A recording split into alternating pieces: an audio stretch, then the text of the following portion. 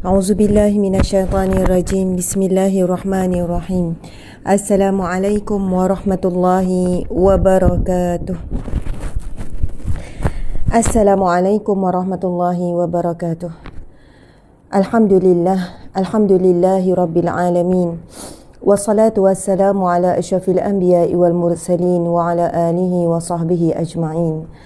Alhamdulillah, subhanallah, muslimin-muslimat sahabat semua, ibu ayah, para suami, para isteri yang sedang keluar mencari rezeki, anak-anak yang sedang mencari ilmu, yang sedang menuju ke sekolah masing-masing. Semoga hari ini adalah hari yang terbaik, hari yang lebih baik daripada semalam, hari yang kita mulakan dengan ucapan Alhamdulillah.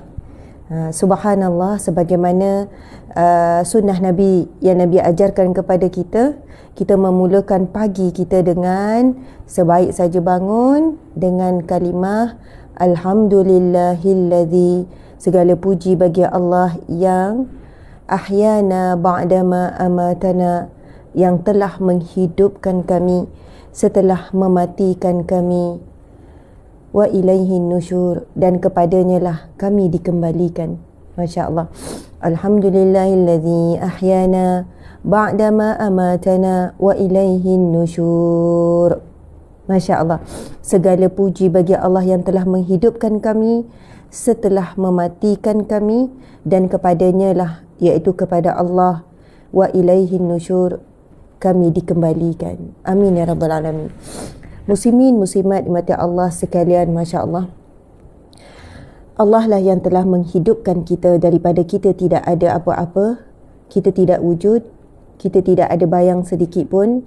Lalu Allah mengizinkan pembenihan di antara sperm dan juga ovum. Subhanallah. Akhirnya daripada air mani percantuman air mani, maka di situlah bermulanya penciptaan Allah terhadap diri kita semua. Daripada air mani kedua-duanya, lelaki dan perempuan, kemudian terjadilah seketul daging. Daripada daging dijadikan tulang, kemudian tulang itu dibalut dengan daging, sehingga seluruh organ badan kita sempurna Allah ciptakan. Jantung, paru-paru, aliran darah, otak kita, seluruh tubuh badan kita, Masya Allah, Allahu Akbar. Dan harus diingat, kita lahir dalam keadaan tidak ada apa-apa, dan kita akan kembali pada Allah dalam keadaan tidak ada apa-apa. Kita lahir dalam keadaan miskin, tanpa seurat benang, tidak ada harta sedikit pun yang kita miliki. Begitu juga kita akan kembali dalam keadaan yang sama. Kita tidak boleh membawa apa pun, tidak ada apa pun. Kita hanya membawa dan kembali kepada Allah dengan dua helai kain kapan. Mungkin kalau jenazah itu saiznya besar sikit, mungkin tambahan dari sudut saiz sajalah, kan, sama ada satu helai ataupun dua helai kain kapan. Masya Allah. Dan rumah kita setelah kita tinggalkan dunia, itulah rumah kita yang sebenar. Hakikatnya akhirnya kita akan dimamah tanah dan kita hilang, fizikal kita hilang terus, bahkan tulang belulang semuanya hilang dimakan masa. Itulah hakikatnya daripada tidak ada dari sudut zahir, sehinggalah kita kembali pada Allah dan kembali dalam keadaan tidak ada juga. Subhanallah. Namun siapa yang kembali dengan amal soleh, membawa pulang amal-amal ibadah dan amal soleh, amal kebaikan, maka dia telah membawa sebaik-baik bekal. Dan Allah Subhanahu wa taala berfirman, wa tazawwadu fa inna khairaz zadi taqwa. Berbekallah kamu, dan maka sebaik-baik bekal adalah bekalan takwa. Masya Allah. Pesanan ini daripada Allah Subhanahu wa taala. Allah suruh kita cari bekal di dunia. Watazawwadu, dan berbekallah kamu, carilah kamu bekal. Bekal untuk apa? Kalau orang nak pergi musafir, kita bawa bekal apa nak pergi musafir, tuan-puan sekalian? Orang nak pergi musafir ni duit, kan, keperluan dia, baju dia, keperluan membersih, ada bekal. Mustahil kalau kita jumpa ada orang tu jalan berlenggang, nak pergi mana tu, duduk kat taman nampak jalan berlenggang, nak pergi mana? Oh, nak pergi Kelantan. Kita pun tak boleh terima. Oh, kalau nak pergi Kelantan, nak pergi jauh, kalau daripada Seremban ni, oh kereta tu penuh dengan barang. Ni jalan kaki pula. Tak logik. Dan apabila kita diminta oleh Allah untuk musafir sepanjang hidup kita di dunia, sebab tujuannya adalah untuk cari bekal dibawa pulang. Biasa orang musafir bila pulang kembali, maka dia akan bawa sesuatu. Dia akan bawa sebagai bekal untuk pulang. Masya Allah. Tuan-puan dimati Allah sekalian, kita asal daripada syurga. Itulah penciptaan manusia pertama, iaitu Nabi Adam AS di syurga. Kemudian diciptakan ibu kita Hawa juga di syurga. Asal manusia ada di syurga. Kita perlu kembali semula ke syurga. Namun ujiannya adalah kita perlu menempuh dulu dunia. Kita musafir di dunia ini. Kita hanya berkelana dan ia adalah sementara. Jika kita tertipu daya, kita jadikan dunia sebagai tujuan. Sehingga lupa tujuan perjalanan kita adalah menuju kembali kepada tempat asal kita, iaitu syurga. Jadi Allah berpesan, watazawwadu, dan berbekallah kamu.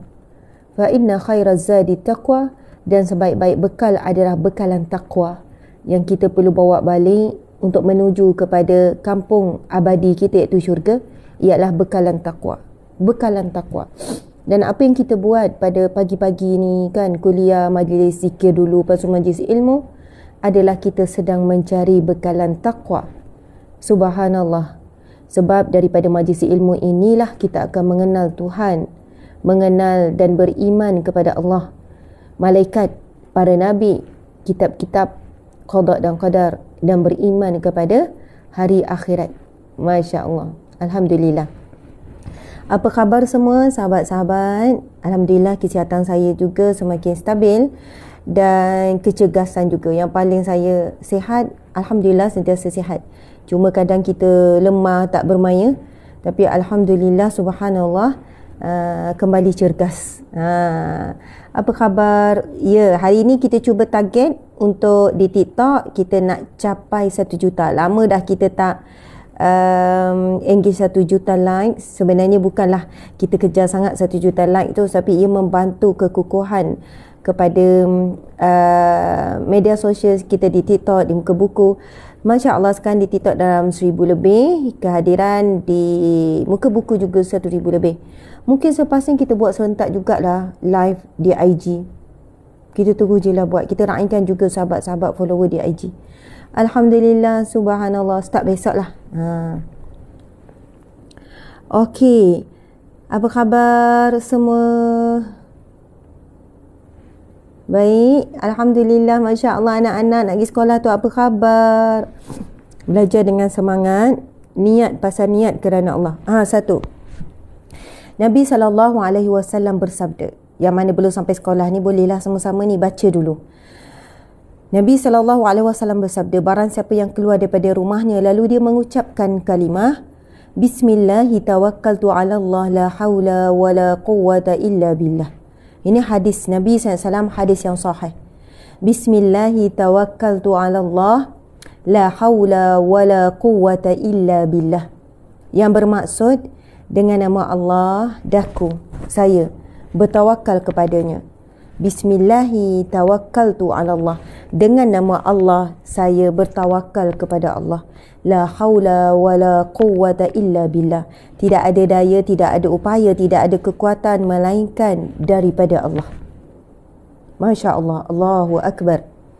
Nabi SAW bersabda, barang siapa yang keluar daripada rumahnya lalu mengucapkan kalimah Bismillahi tawakkaltu ala Allah la haula wa la quwwata illa billah, lalu dikatakan kepadanya, bagi kamu perlindungan, bagi kamu petunjuk, dan bagi kamu kecukupan.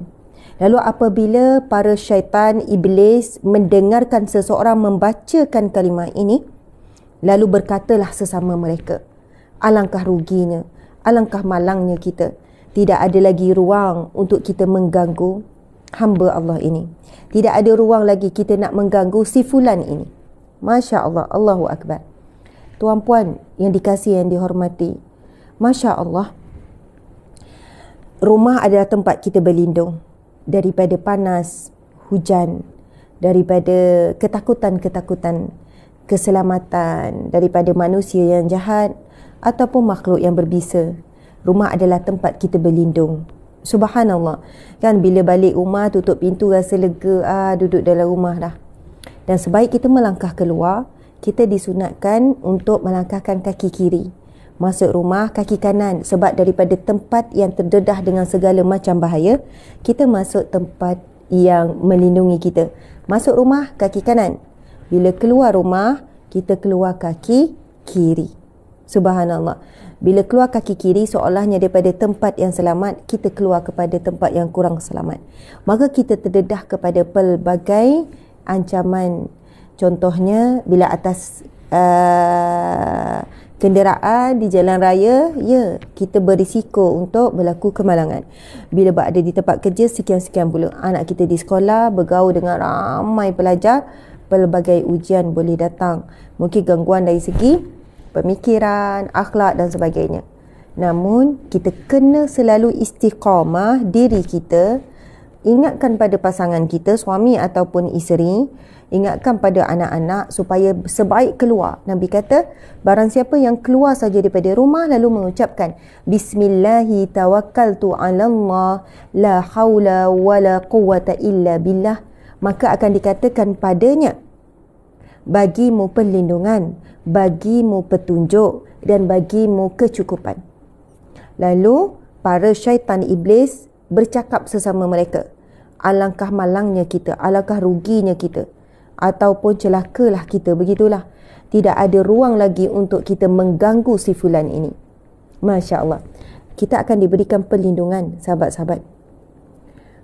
Allah Maha Pelindung daripada segala yang kita tahu dan segala yang kita mahu.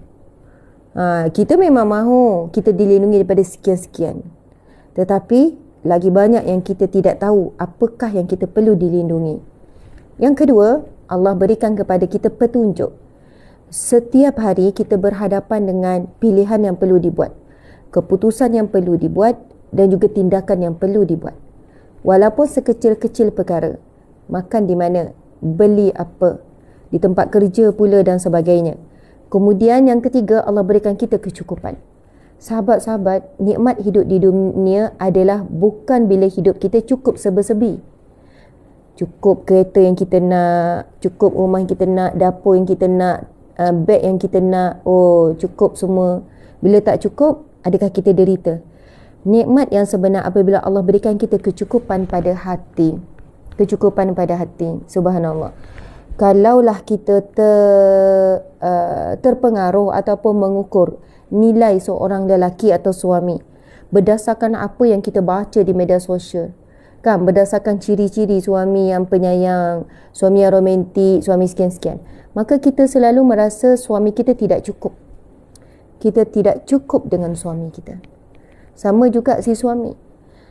Sekiranya, kan, pandangan matanya nak perempuan yang begini-begini, macam anak dara, perempuan yang sekian-sekian, perempuan yang lemah lembut suaranya, rendah selalu, perempuan yang masak sedap-sedap, sekian-sekian. Bila belet media sosial tengok isi orang, sedapnya masak, beria dia masak, bini aku lama tak masak.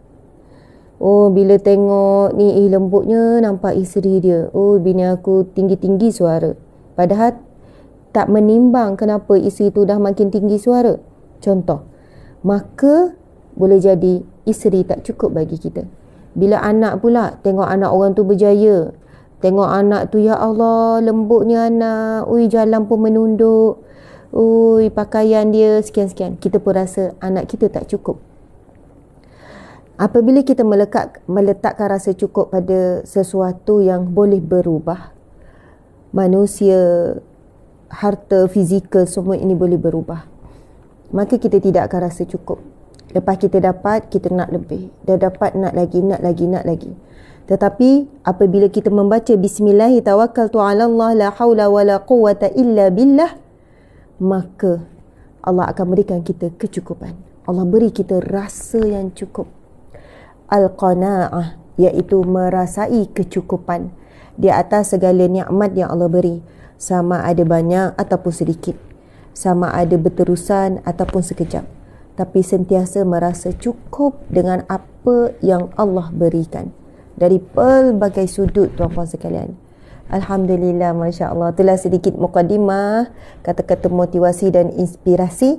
Mudah-mudahan kita akan menemui ketenangan diri. Sahabat-sahabat, sama jumlah ni, 1,500, 3,000 lebih yang hadir. Marilah sama-sama untuk menyebarkan, share, mungkin di link WhatsApp, mungkin di link Telegram masing-masing, share live ni. Mungkin di media sosial masing-masing, ajak dengan ayat yang menarik perhatian. Jom hadir kuliah bersama Ustazah Asma, ataupun jom perbaiki diri, tambah ilmu, hiasi peribadi. Kadang tak tulis nama penceramah. Mungkin ada orang tak suka penceramah tu, saya lah kan, ramai dia yang tak suka. Jadi dia tak tulis nama penceramah, dia buat umum saja. Tak ada masalah, subhanallah tuan-puan sekalian. Yang penting fastabiqul khairat, maka berkejar-kejarlah, berebutlah, bersegeralah khairat untuk melakukan kebaikan. Itu sifat orang yang bertakwa. Fastabiqul khairat, mereka berlumba-lumba untuk melakukan kebaikan. Bila nampak majlis ilmu dan dia ada kemampuan untuk share, kalau rasa segan nak share, saya malu Ustazah nak share, sebab orang kata macam bagus lah, macam baik lah, entahlah, saya semacam saya malulah. Sebab media sosial saya ni biasa-biasa je, tiba-tiba nak share kuliah. Tidak ada masalah, anda boleh komen. Saya tengok ada komen selawat tak berhenti, ada komen zikir, ada komen dia tulis balik apa yang saya sebutkan. Semua itu membantu kekuatan reach dan engagement kita. Ada yang bagi star, Masya Allah, Barakallah. Ada yang bagi gift, macam-macam gift di TikTok, yang bagi emoji non-stop, yang bagi komen. Semua itu membantu. Like. Sekarang like kita di TikTok 150,000. Jadi kita target hari ini juga untuk capai 1 juta. Dulu bulan Ramadan selalu capai sebab kita bagi ni lah. Lepas tu kita nampak ada pejuang-pejuang. Jadi masing-masing ni kita berjuang dengan cara masing-masing. Ada pejuang emoji, ada pejuang komen, ada pejuang star, gift, ada pejuang like, macam-macam lah. Barakallah. Semua ada bahagian sebab kita sedang memberikan sumbangan kepada perkongsian ilmu, majlis ilmu, gerak kerja dakwah. Semua orang berbunyi, engagement turun, reach teruk, macam-macam lah kan. Subhanallah. Perkara yang sama juga berlaku kepada media sosial rasmi kita. Tetapi kita tidak akan mengalah. Kita tidak akan mengalah. Kita akan terus fight untuk buat kerja ni. Dan saya juga menerima kesan langsung daripada beberapa perkara, lalu disekat. Adalah tu, disekat dari sudut apa tu. Kesan langsung daripada beberapa perkara. Mungkin teguran, mengingatkan kepada beberapa teguran yang kami berikan, saya sendiri berikan, beberapa peringatan, beberapa nasihat, beberapa perkongsian ilmu yang agak sensitif dengan keadaan semasa, lalu berlakulah sekatan-sekatan terhadap diri saya. Tapi saya tidak akan berkongsi secara lanjut tentang perkara yang dilalui. Cabaran dalam menyampaikan dakwah ataupun berpesan-pesan kepada kesabaran dan kebenaran memang akan dihadapi dari pelbagai sudut. Atasnya, bawahnya, zahirnya, tersembunyinya. Jadi insya-Allah, sahabat-sahabat semua, anda adalah rakan seperjuangan. InsyaAllah Allah terima perjuangan kita. Allah terima pengorbanan kita. Allah terima usaha kita walaupun sedikit. Allah pandang air tangan kita untuk agama Allah ini. Daripada kita hidup dihina oleh Allah, baik kita mati dalam keadaan mulia, mati dalam keadaan kita mempertahankan kalimah Allah, kita mempertahankan kalimah Allah, kita pertahankan kalimah Allah yang suci ini, adalah untuk orang-orang yang bertakwa, orang-orang yang beriman, untuk orang Muslim. Subhanallah. Begitu besar cabaran untuk mempertahankan nama Allah khusus untuk orang Islam. Maka insya-Allah kita perlu memahami tentang situasi ini, perlu memahami tentang kisahnya, ceritanya, kronologinya. Itu saya sekadar selit ya tuan-puan sekalian. Semoga dengan itu Allah memandang kita layak menjadi hamba-Nya, khalifahnya dan umat Nabi-Nya. Lalu kita akan dibangkitkan di mahsyar kelak. Kita dibangkitkan di mahsyar kelak bersama dengan para syuhada, para mujahidin, para mujahidat, mereka pejuang agama Allah, dan para syuhada, orang-orang yang mati syahid. Amin ya rabbal alamin. Takbir, Allahu akbar. Takbir, Allahu akbar. Takbir, Allahu akbar. Allahu akbar. Allahu akbar. Okey, sahabat-sahabat yang dihormati lagi dikasihi, insya-Allah kita sama-sama memulakan majlis kita dengan bacaan Ummul Kitab Al-Fatihah. A'udzu billahi minasyaitonir rajim.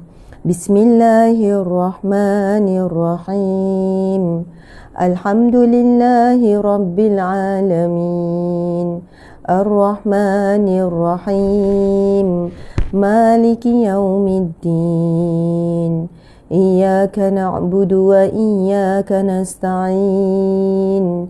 Ihdinas siratal mustaqim.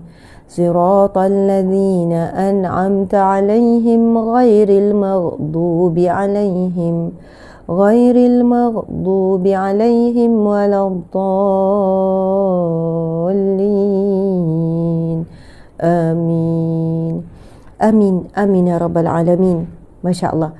Seterusnya, sebagaimana wasiat Nabi SAW kepada umat yang tersayang, umat yang Nabi sangat sayang. Siapa? Kita lah, umat akhir zaman. Yang mana ini adalah umat yang terbaik yang akan berhadapan dengan fitnah-fitnah yang paling berat yang tidak ditimpakan kepada umat terdahulu. Subhanallah. Dan Allah memilih kita dari kalangan umat Nabi Muhammad SAW untuk berhadapan dengan fitnah paling besar, iaitu fitnatul Dajjal. Dan sebelum keluar Ad-Dajjal Al-Masihud Dajjal, Ad-Dajjal Al-Masih, kenapa ada Al-Masih? Ketika itu dia mengaburi mata manusia. Antara Isa Al-Masih dengan Dajjal Al-Masih. Jadi Dajjal ini juga dia menyerupai seperti orang ataupun makhluk ataupun manusia yang memberikan keamanan, keselamatan, kesejahteraan. Allahu Akbar. Sehingga manusia terkabur dengan kebenaran. Dengan Isa Al-Masih, Nabi Isa Al-Masih. Muslimin muslimat mati Allah sekalian, Nabi telah menyiapkan umatnya dengan pelbagai wasiat, pelbagai peringatan, pelbagai pujukan supaya kita berjuang untuk syurganya, pelbagai amaran supaya kita menjauhi neraka Allah Subhanahu Wa Taala. Antaranya Nabi SAW bersabda, barang siapa yang menghafal, membaca, beramal dengan 10 ayat terawal suratul Kahfi. Dan hadis yang lain menyebutkan tentang membaca, bukan menghafal, tapi fokus dibaca, membaca 10 ayat terakhir. Namun kedua-duanya Nabi sebut ia akan melindungi kamu, akan menyelamatkan kamu daripada fitnah Dajjal. Tuan-puan, muslimin muslimat, boleh jadi kita tak sempat jumpa Dajjal ni. Boleh jadi Dajjal yang fizikal Dajjal tu. Tetapi bermula daripada zaman Nabi Muhammad SAW, Nabi dah menyebutkan tentang Dajjal-Dajjal kecil. Kuncu-kuncu Dajjal sebelum Dajjal yang sebenar keluar. Termasuklah Nabi gunakan perkataan Dajjal merujuk kepada Nabi-Nabi palsu. Subhanallah.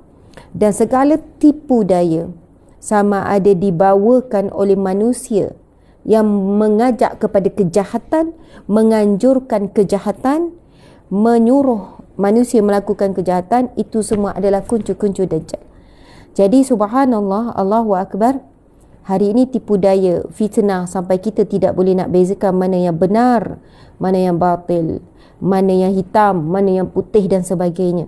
Tetapi insya-Allah, bagi orang yang beramal dengan 10 ayat terawal surah Al-Kahfi dan 10 ayat terakhir surah Al-Kahfi, maka akan dilindungi oleh Allah daripada fitnah Dajjal, termasuk kuncu-kuncu Dajjal, Dajjal-Dajjal kecil yang sebelum keluarnya Dajjal besar.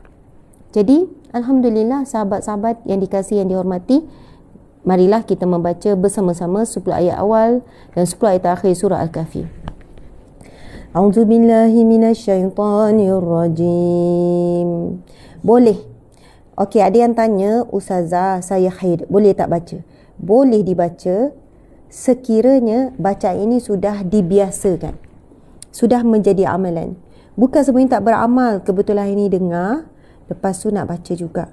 Maka nanti bila dah dapat solat, dah bersih, dah mandi wajib, biasakan dulu baca sampai bacaan ini menjadi zikir harian. 10 ayat awal dan 10 ayat akhir surah Al-Kahfi, dia ada dalil daripada hadis Nabi untuk diamalkan. Maka ia bukan sekadar bacaan Al-Quran yang macam kita baca setiap hari, tetapi ia adalah bacaan yang dianjurkan khusus daripada hadis Nabi yang sahih untuk kita menjadi bacaan amalan harian. Maka ia dibenarkan baca dengan niat zikir. Tetapi perlulah ia menjadi amalan harian kita terlebih dahulu. Namun anda uzur, anda nifas ke, tak ada masalah untuk anda bila dengar orang baca, anda pun baca dalam hati. Baca dalam hati, tak ada masalah. Dan mendengar bacaan juga dapat pahala. Tak dapat baca kerana dalam keadaan uzur, maka dengarkan bacaan juga diberi ganjaran pahala. Dan walaupun kita tak boleh baca, ataupun kalau siapa yang berpegang, saya pegang tak boleh baca Ustazah sebab ini ayat panjang, sebab zikir, terserah, boleh je kau nak pegang kata tak boleh baca, walaupun niat zikir, walaupun ia adalah amalan yang dianjurkan oleh Nabi, walaupun ia jadi amalan harian. Ada yang tegas kata tak boleh juga Ustazah. Silakan berpegang, tak ada masalah. Tetapi bila kita mendengar, tetap dapat pahala. Okey, baca ya. A'udzu billahi minasyaitonir rajim. Bismillahirrahmanirrahim. Alhamdulillahilladzi anzala ala 'abdihil kitaba wa lam yaj'al lahu 'iwaja qayyiman liyunzira ba'san shadidan min ladunhu wa yubashshiral mu'minin الذين يعملون الصالحات أن لهم أجرا حسنا ماكثين فيه أبدا وينذر الذين قالوا اتخذ الله ولدا ما لهم به من علم ولا لآبائهم كبرت كلمة تخرج من أفواههم إن يقولون إلا كذبا فلعلك باخئ نفسك على آثارهم إن لم يؤمنوا بهذا الحديث أسفا إنا جعلنا ما على الأرض زينة لها لنبلوهم أيهم أحسن عملا وإنا لجاعلون ما عليها صعيدا جرزا أم حسبت أن أصحاب الكهف والرقيم كانوا من آياتنا عجبا إذ أوى الفتية إلى الكهف فقالوا ربنا آتنا من لدنك رحمة وهيئ لنا من أمرنا رشدا ربنا آتنا من لدنك رحمة وهيئ لنا من أمرنا رشدا ربنا wahai Tuhan kami, آتنا kurniakanlah buat kami min ladunka rahmah, daripada sisimu rahmatmu ya Allah. Rahmatmu ya Allah yang datang dalam bentuk perlindungan, pengampunan, petunjuk, kecukupan, rizki yang barakah, kebahagiaan, ketenangan, kekuatan, keteguhan jiwa, segala bentuk rahmatmu ya Allah. Dan paling utama ya Allah, Engkau berikan kepada kami dengan rahmatmu, redamu dan juga syurgamu ya Allah. Wahayyi lana, dan sempurnakanlah bagi kami min amrina, dalam semua urusan-urusan kami ya Allah. Urusan hidup dan urusan mati ya Allah. Urusan sebagai seorang wanita dan lelaki, sebagai anak dan ibu ayah, sebagai adik-beradik, sebagai pekerja, sebagai khalifah, sebagai hamba-Mu. Terlalu banyak urusan yang kami perlu lalui setiap hari, ya Allah. Kami mohon, ya Allah, sempurnakanlah setiap urusan kami rasyada dengan petunjuk-Mu yang jelas. Wahayyi lana min amrina rasyada. Sempurnakanlah segala urusan kami, ya Allah, dengan petunjuk-Mu, ya Allah. Amin ya rabbal alamin. Subhanallah. Itu ayat yang ke-10 daripada surah Al-Kahfi. Tuan-puan, sahabat-sahabat dimati Allah sekalian, itu merupakan doa Ashabul Kahfi, para pemuda yang telah diberikan ganjaran sebagai para syuhada dan para pejuang agama Allah, dan dilindungi oleh Allah dan diberi petunjuk ke mana mereka perlu tuju untuk menyelamatkan diri daripada seorang raja yang bernama Dicyanus yang zalim, yang mengarahkan rakyat dia menyembah dia dan mengarahkan tenteranya membunuh dan menyeksa mereka yang enggan. Lalu 7 pemuda ini bukan takutkan mati atau takut diseksa, tapi niat tujuan mereka menyelamatkan diri adalah untuk berterusan menyebarkan kalimah Allah Subhanahu wa taala. Lalu inilah doa para pemuda ini. Rabbana atina min ladunka rahmah wa hayyi lana min amrina rasyada. Maka kita sebagai umat akhir zaman yang melalui, menghadapi pelbagai fitnah, tipu daya, marilah kita beramal dengan doa ni setiap kali kalau boleh, setiap kali kalau kita nak buat tindakan, keputusan. Subhanallah, walaupun keputusan tu kecil, kita minta petunjuk daripada Allah. Wahayyi lana min amrina rasyada. Dan sempurnakanlah bagi kami, ya Allah, petunjuk-Mu yang jelas. Masya Allah. Ingat ya, hari ni sahabat-sahabat, nak buat tindakan, nak buat keputusan, nak buat kita berhadapan dengan 3 yang memerlukan petunjuk daripada Allah. Keputusan, pilihan dan juga tindakan. Masya Allah. Kita baca doa ni, maka Allah akan sempurnakan urusan kita itu. Masya Allah. Buat keputusan tu baru permulaan je. Selepasnya komitmen dengan keputusan, Masya Allah, tindakan kita.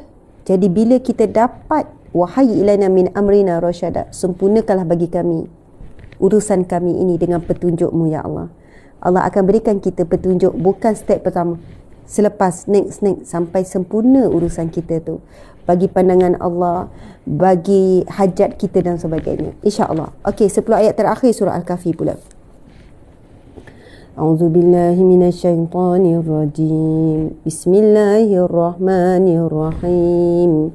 وعرضنا جهنم يومئذ للكافرين عرضا الذين كانت أعينهم في غطاء عن ذكري وكانوا لا يستطيعون سمعا أفحسب الذين كفروا أن يتخذوا عبادي من دوني أولياء إنا أعتدنا جهنم للكافرين نزلا قل هل ننبئكم بالأخسرين أعمالا الذين ضل سعيهم في الحياة الدنيا وهم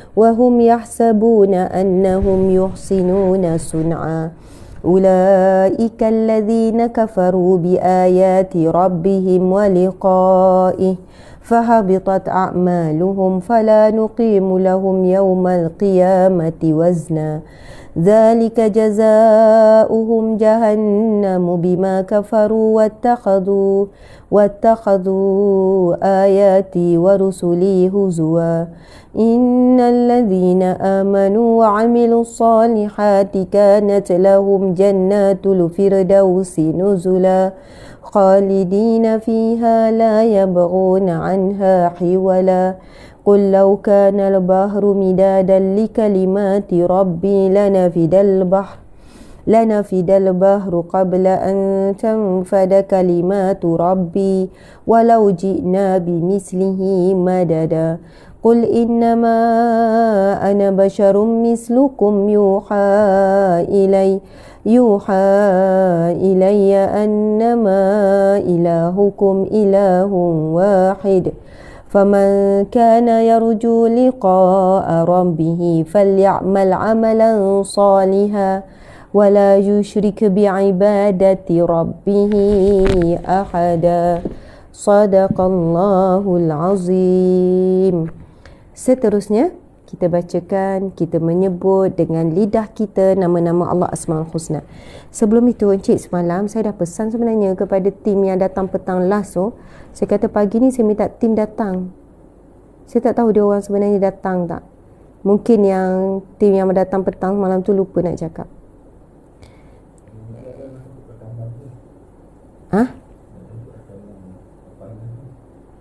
Sebenarnya saya sebut tu masa live ni dah datang.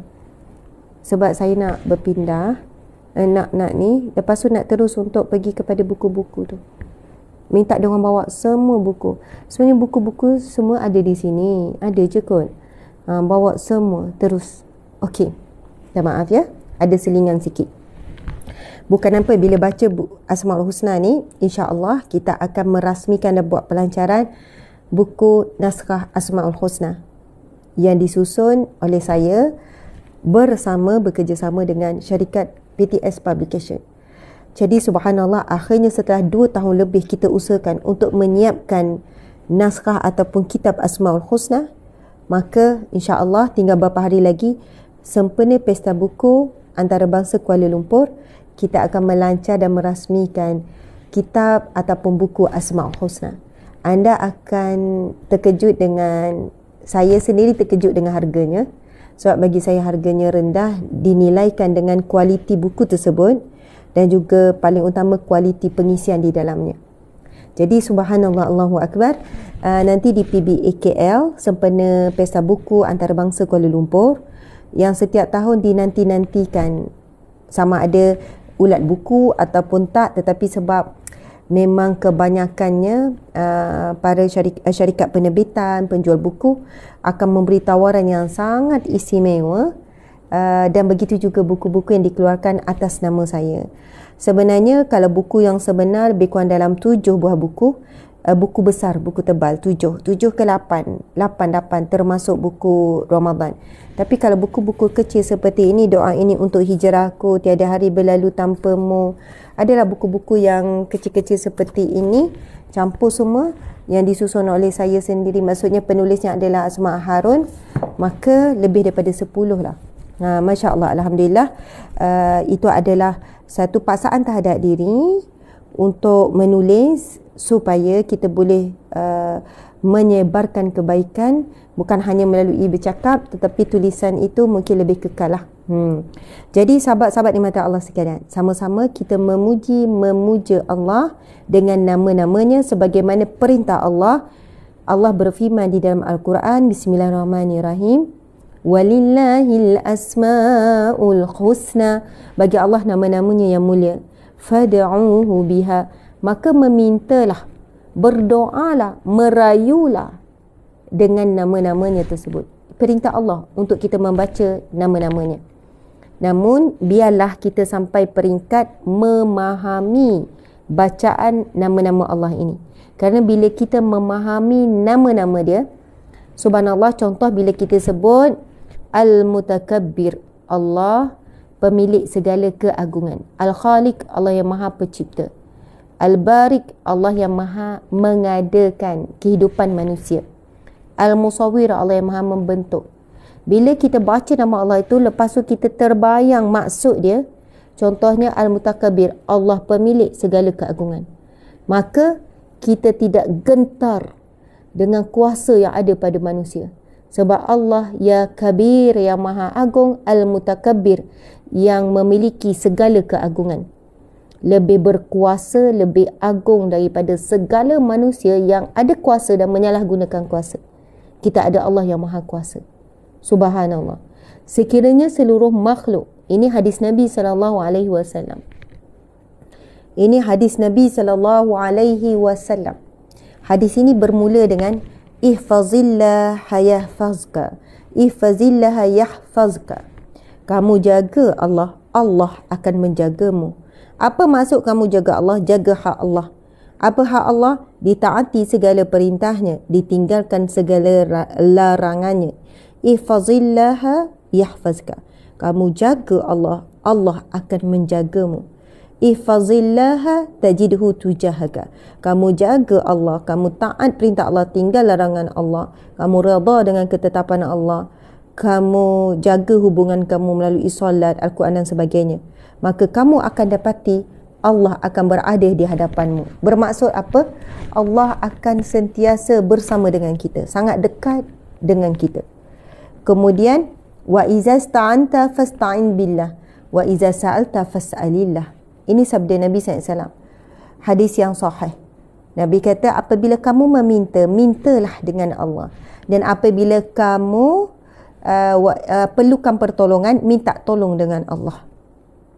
Memanglah kita perlu pertolongan manusia. Jangan salah faham. Bukan menafikan kita ni perlukan manusia. Tak. Allah jadikan kehidupan kita ni memang di sekeliling manusia. Sebab kita saling memerlukan. Tetapi, minta tolong dulu dengan Allah. Saya ada, nanti saya cerita kisah lepas kita baca Asmaul Husna ni. Kisah benar. Masya Allah, kisah benar. Sahabat-sahabat muslimin muslimat mati Allah sekalian. Kemudian hadis ini panjang lagi, bersambung. Allah, Nabi SAW bersabda, sambungan lagi.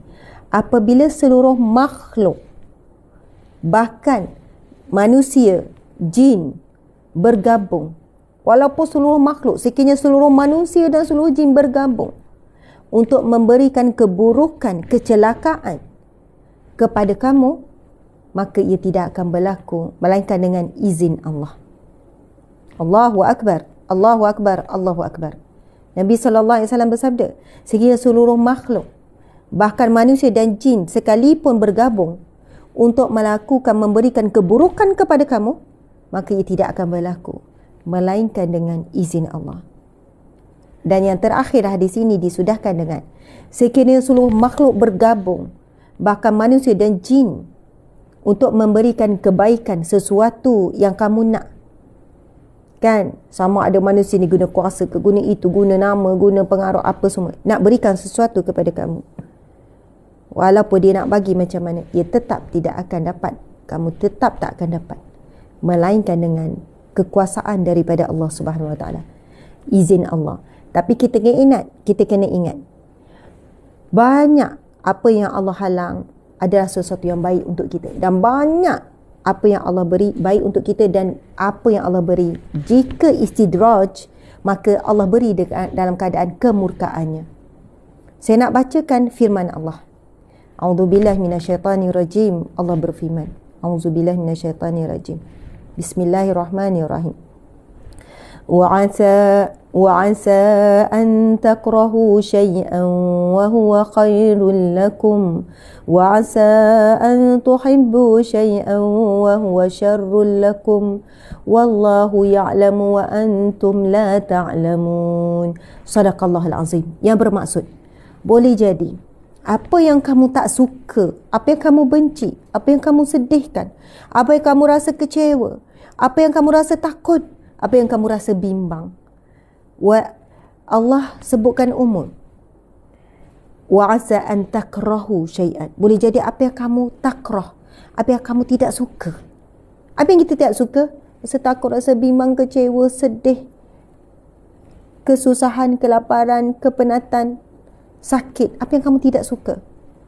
Wa huwa khairul lakum. Ia sangat baik bagi kamu. Wa asa an tuhibbu syai'an. Dan boleh jadi apa yang kamu suka, apa yang kamu cintai, apa yang kamu nak sangat itu, wa huwa syarrul lakum, tetapi ia buruk bagi kamu. Wallahu ya'lamu wa antum la ta'lamun. Sesungguhnya Allah Maha tahu, kamu tidak tahu apa-apa. Allahu Akbar, Allahu Akbar. Sebenarnya bagi orang yang beriman, yang percaya kepada Allah, percaya kepada pertemuan kembali dengan Nabi, iaitu di akhirat kelak, yang beriman kepada hari kiamat, maka cukup ayat ini menjadikan satu kekuatan luar biasa bagi kita. Ayat ini dalam surah Al-Baqarah. Ayat berapa tapi confirmnya adalah dalam surah Al-Baqarah. Wa asa an takrahu syai'an wa huwa khairul lakum. Boleh jadi apa yang kamu tidak suka, yang kamu benci itu, ia sangat baik bagi kamu. Wa asa an tuhibbu syai'an wa huwa syarrul lakum. Boleh jadi apa yang kamu suka, yang kamu nak. Nak apa? Kehidupan macam ni, kereta macam ni, rumah macam ni, isi macam ni, suami macam ni, anak macam ni ha. Kalau boleh nak gini, nak kawan macam ni, tempat kerja macam ni, kalau boleh nak bos macam ni. Tengok bos orang lain tu viral, baik, bagi duit, bagi tu. Wah, best ni aku dapat, kalau aku dapat bos macam tu. Ayat berapa Ustaz? 216, Al-Baqarah 216. Hui, bestnya, ni bos impian ni. Mula kita nampak buruk bos kita. Pada bos kita tu struggle, tak tidur malam tu fikir nak bayar gaji kita tu. Lagi gaji esok ke lusa subhanallah. Padahalnya apa yang kita tidak suka lalu kita redha, itu amat baik bagi kita. Wallahu ya'lamu, sesungguhnya Allah Maha mengetahui. Wallahu ya'lamu wa antum la ta'lamu, dan kamu tidak tahu apa-apa. Bahkan tuan-puan muslimin muslimat sekalian, di akhirat kelak kita banyak berterima kasih dan bersyukur di atas ujian-ujian di dunia.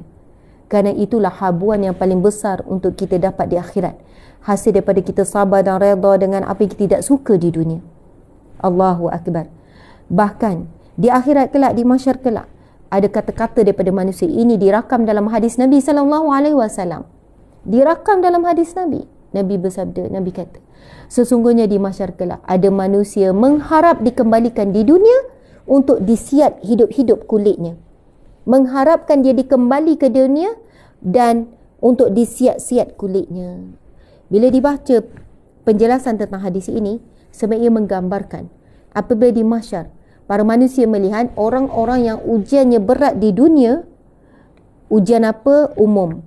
Ada ujian sebagai ibu tunggal begini-begini, ujian sebagai bapa tunggal begini-begini, ujian sebagai anak yang didera mental fizikal daripada ibu ayah, ada isteri didera oleh suami, ada suami didera oleh isteri. Ujian ni umum, bukannya kita kata ujian saya lagi berat, ujian awak tu okey lah, ujian dia tu bukan apa sangat, tapi bising macam apa dekat media sosial.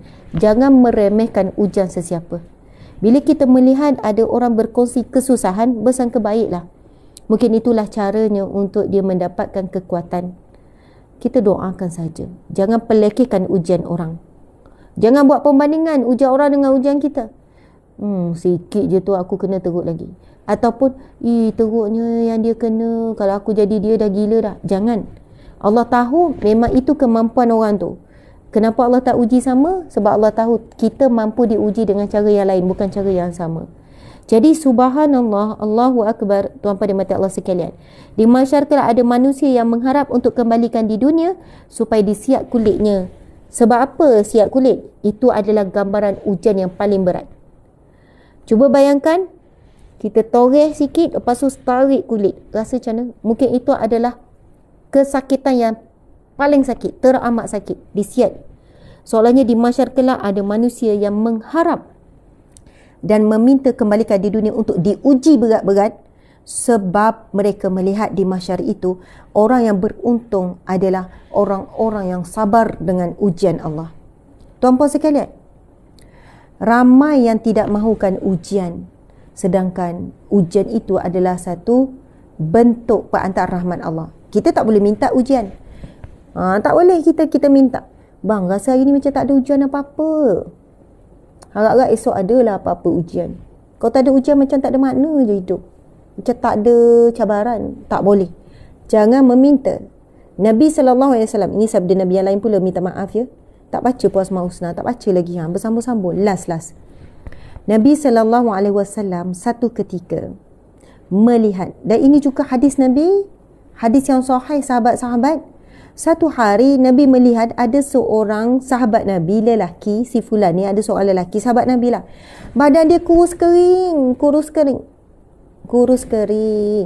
Dan Nabi beri gambaran kurus keringnya tu seperti seekor burung yang kurus kering. Tuan-puan pernah tengok tak burung yang kurus kering? Maksudnya nampak tulang-tulang tu. Sebab kita kan kadang ada bukan sangka burung, kita tak ada sangka, kita ada pokok-pokok kat rumah tu. Lepas tu adalah burung-burung. Kalau tengok anak burung tu kan, kita boleh nampak urat-urat, macam nipisnya kulit dia. Maksudnya sahabat Nabi ni, dia punya kesakitan yang dia alami menyebabkan badan dia kurus kering, ibarat burung ataupun anak burung yang kurus kering. Nabi beri kita gambaran supaya kita boleh bayangkan. Kita boleh bayang. Kalau sebut kurus kering, kita pun bayang kurus kering. Okay. Tapi bila Nabi sebut kurus kering seperti anak burung ke, burung yang kurus kering, ui kurus sangat tu. Kerana ditimpa penyakit, kerana sakit. Subhanallah. Kemudian Nabi bertanya kepada sahabat ni, adakah kamu tidak berdoa meminta dengan Allah? Nabi tanya, kamu tak berdoa ke? Tak minta ke Allah bagi sembuh ni? Allah berikan jalan-jalan keluar ni daripada sakit ni. Kamu tak minta ke dengan Allah? Nabi tanya, adakah kamu tidak berdoa meminta dengan Allah? Lalu sahabat Nabi pun jawab, ya Rasulullah, aku ada berdoa dengan Allah. Nabi pun tanya, kamu doa macam mana? Lalu sahabat Nabi ni pun jawab, aku meminta kepada Allah supaya apa-apa balasan buruk yang akan menimpaku di akhirat kelak, maka timpakanlah terus di dunia. Perhatikan ya, apa yang didoakan oleh sahabat Nabi ini. Sahabat Nabi ini berdoa apa? Ya Allah, apa keburukan akibat dosa-dosaku di dunia, maka teruslah timpakan di dunia, janganlah ditimpakan di akhirat. Subhanallah, Allahu Akbar. Bila Nabi dengar, Nabi bukan marah, bukan Nabi cakap apa. Nabi pun pesan, Nabi kata, Nabi pun cakap begini. Nabi jawab kepada sahabat Nabi, kenapa kamu berdoa begitu? Sesungguhnya kamu tidak akan mampu. Baiknya Nabi. Nabi kata, kenapa doa macam tu? Sesungguhnya kamu tidak akan mampu. Sebenarnya sahabat Nabi ni baik sangat, soleh sangat. Sampai dia minta, ya Allah, apa-apa dosa kelalaian dia buat, biar ditimpa terus. Balasan tu terus kena. Janganlah di akhirat kelak. Seolahnya begitu. Padahalnya sahabat Nabi ni bukan buat perkara yang jelas-jelas mungkar. Kan, maksiat yang terang-terangan. Boleh jadi dosa-dosa, wallahualam dosa yang macam mana tidak didetailkan. Tetapi itu yang dia minta. Lalu Nabi tegur. Nabi kata, janganlah begitu. Janganlah begitu. Kamu tidak mampu. Lalu Nabi ajarkan satu doa. Doa ini masyhur, semua orang hafal. Hampir semua daripada kita hafal. Nabi kata, kenapa kamu tidak berdoa dengan doa Rabbana atina fid dunya hasanah wa fil akhirati hasanah wa qina azabannar. Ini doa daripada Al-Quranul Karim, surah berapa, ayat berapa? Siapa yang tahu? Terima kasih sahabat-sahabat, likes kita dah 500,000 dah. Terima kasih pejuang tap di TikTok, dan yang hadir sekarang 5,000 lebih. Barakallah, Allahu Akbar. 5,000 lebih kehadiran muka buku campur dengan TikTok. Alhamdulillah. Okey, lalu Nabi mengajarkan kepada sahabat ini, kenapa kamu tidak membaca Rabbana atina fid dunya hasanah? Wahai Tuhan kami, kurniakanlah kepada kami di dunia ini kebaikan. Wa fil akhirati hasanah, dan di akhirat kelak kebaikan. Wa qina azabannar, dan lindungi, jauhi, selamatkanlah kami daripada azab api neraka.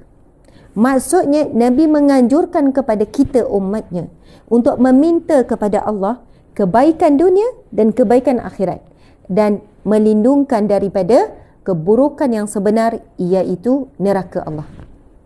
Subhanallah, tuan-puan sekalian, sakit dunia bukan buruk yang sebenar, bukan kecelakaan yang sebenar. Kereta total loss tapi selamat, bukan keburukan sebenar. Bankrupt bukan keburukan sebenar. Berlaku perpisahan suami isteri bukan keburukan yang sebenar. Kadang-kadang Allah berikan keburukan dalam hidup kita, ia adalah kebaikan untuk kita, supaya kita dapat selamat daripada keburukan yang sebenar, waqina azabannar, dan lindungilah daripada azab api neraka. Lalu sahabat Nabi ni pun mulalah menukar doanya dengan baca doa ini. Surah apa? Ayat apa? Surah Al-Baqarah ayat 201. Terima kasih. Al-Baqarah 201. Rabbana atina fid dunya hasanah wa fil akhirati hasanah wa qina azabannar. Lalu Allah berikan kepadanya kesembuhan. Ini daripada hadis Nabi. Nabi cerita ni tentang seorang sahabat sekian-sekian. Akhirnya dengan doa itu Allah berikan sembuh. Sebab itu kadang-kadang bila jumpa orang sakit, tanya, "Ustaz, baca doa apa?" Baca doa Rabbana atina fid dunya hasanah. Sebab Nabi juga berikan doa yang sama kepada seorang sahabat yang sakit. Sebab sakit ni boleh jadi banyak sebab. Allah naikkan darjat, Allah nak berikan gantian lebih baik, ataupun Allah nak menghapuskan dosa kita.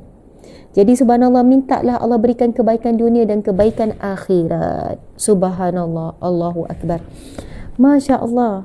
Saya kira banyak dah hari ini kita dapat kongsikan ilmu, kita dapat refresh balik, ada zikir-zikir doa yang kita memang dah hafal tapi kita tidak tahu pun sumbernya. Dan seorang sahabat berkata, tidaklah aku melihat doa yang lebih banyak yang dibaca oleh Nabi melainkan doa Rabbana atina fid dunya hasanah wa fil akhirati hasanah wa qina azabannar. Masya Allah. Itu memang sepakat ulama mengatakan antara doa yang paling banyak Nabi baca, iaitu Rabbana atina fid dunya hasanah wa fil akhirati hasanah wa qina azabannar.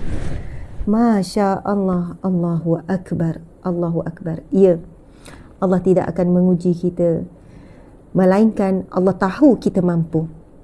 Tuan-puan sekalian, saya suka sebutkan pada diri saya dan sahabat-sahabat semua, Masya Allah, sebagaimana ditulis oleh sahabat-sahabat kita di muka buku ni, Allah menguji kita mengikut kadar kemampuan. Cuma kadang mulut kita lah, bila kita sedih, kita down, ya Allah saya tak mampu, saya tak mampu, saya tak boleh, saya tak boleh, saya tak mampu. Kalau uji benda lain boleh, tapi kalau uji ni saya tak mampu, saya tak mampu, saya tak boleh ujian ni. Contoh, sebab ada orang begitu, bila kali pertama ditimpakan ujian yang berat itu, lalu terkeluar perkataan saya tidak mampu, saya tidak mampu. Tetapi Allah memilih kita untuk ujian tersebut kerana Allah tahu kita mampu dan kita kuat. Kita mampu dan kita kuat. Maka kuatkanlah diri kita. Sebab Allah dah tahu kita kuat. Sebab tu Allah pilih kita. Maka apa yang perlu kita buat adalah kuatkan diri kita dengan Allah. Kuatkan jiwa kita. Kuatkan mental kita. Subhanallah, Allahu Akbar. Terbukti sampai saat ini, kalau kita hitung jumlah ujian yang telah kita lalui daripada sekolah rendah, masa sekolah menengah, masa universiti, kalau masuk universiti, mula kahwin, sekarang sedar tak sedar, ujian itu ini, gaduh gitu gini, tunggang langgang apa semua, hidup susah apa semua. Dah 10 tahun dah, dah 18 tahun dah. Kita kan encik suami dah 18 tahun. Bukan semuanya indah belaka, tapi ada derita, tapi derita untuk kita mencari bahagia yang sebenar. Masya Allah, Allahu Akbar. Ustazah, macam mana nak redha? Kadang-kadang tu down. Amalkan zikir redha. Ya Allah, yang kita baca dalam maksurat setiap hari tu zikir redha. Al-maksurat, okey ni. Ini antara best seller kita ni. Masya Allah, nanti akan dapat harga istimewa di Pesta Buku. Jom kita jumpa di Pesta Buku. Nanti saya akan sharekan jadual. Dia orang pun tak print pun jadual ni. Belum print kan jadual? Okey, subhanallah. Itu yang saya minta dia orang semalam petang, bawa sekali jadual untuk PBAKL, bawa buku-buku. Sekarang ni kalau ikutkan kuliah dah nak habis ni, tim tak sampai-sampai lagi. Subhanallah, ada maksurat ni. Ada satu zikir redha namanya. Nabi SAW bersabda, barang siapa yang membaca 3 kali pada waktu pagi dan 3 kali pada waktu petang, maka berhak baginya redha Allah di mahsyar kelak. Tuan-puan sekalian, kenapa kita perlu redha? Memang down. Ustazah bercinta 5 tahun, tiba-tiba dia curang ustazah. 5 tahun. Saya ni support dia ustazah, bla bla bla bla. Hari tu memang ada kisah. Seorang wanita ni, dia punya support tunang dia, support kekasih dia. Sampai dia belajar, sampai dia bekerja separuh gaji dan memang duk bagi pada kekasih hati itulah. Duk bagi, duk support, bagi yuran, bagi belanja bulanan, support. Bayangannya satu hari nanti bersatulah sebagai suami isteri. Tapi ia tidak berlaku begitu. Tiba-tiba yang ni ada orang lain. Maka hancurlah, pecahlah hati. Sedih kan? Memang sedih. Menangis-nangis tak esak-esak. Kebetulan tu jumpa saya. Sedih ni. Ada yang bercinta 10 tahun. Allahu Akbar. Kita ingat balik firman Allah tadi. Wa asa an takrahu syai'an wa huwa khairul lakum. Boleh jadi apa yang kamu tidak suka itu ya baik bagi kamu. Allah sedang melindungi kamu. Tapi bukan senang. Bukan senang kita nak minta seseorang itu redha dengan cepat. Saya akan kupas tajuk ni dengan mendalam, dengan kita mengaji dan mengkaji surah Yusuf. Kisah Nabi Yusuf, kisah Nabi Yaqub, Bunyamin adiknya dan adik-beradik dan keluarga Nabi Yaqub ini. Ini adalah satu lambang sebuah keluarga yang sabar, Seorang ayah yang sabar dan redha, seorang anak yang sabar dan redha. Luar biasa kalau kita kupas, mengaji dan mengkaji surah Yusuf. Itu next lah semula. Cuma saya nak tutup sedikit perkongsian awal ni dengan zikir yang Nabi ajar. Saya namakan zikir redha. Nabi kata siapa yang membaca 3 kali pagi, 3 kali petang, maka dia berhak mendapat redha Allah di mahsyar kelak. Kita kena ingat syarat dapat redha Allah. Allah redha kepada kita adalah kita kena redha kepada Allah. Kita kena redha kepada Allah. Redha kepada Allah terkandung dalam zikir ini. Ikut saya ya, dalam maksurat ada. Masya Allah. Dan kelebihan maksurat kita ni, tuan-tuan sekalian, setiap bacaan ada dalil-dalilnya. Setiap bacaan ada dalil-dalilnya. Boleh cari ni dekat kedai-kedai buku popular, MPH, online. Banyak kedai buku memang ambil. Al-Maksurat kita, setiap bacaan kita bawakan matan hadis, dalil-dalilnya. Masya Allah. Okey, sahabat-sahabat dimati Allah sekalian. Apa zikir redha? Ikut sama-sama dengan saya. Bismillahirrahmanirrahim. Raditu billahi rabba. Ada yang dah tulis tu, terbaik. Raditu billahi rabba. Wabil islami dina. Wabi Muhammadin nabiyyan wa rasula. Saya ulang lagi sekali, sama-sama ikut saya. Raditu billahi rabba. Wabil islami dina. Wabi Muhammadin nabiyyan wa rasula. Lagi sekali. Raditu billahi rabba. Wabil islami dina. Wabi Muhammadin nabiyyan wa rasula.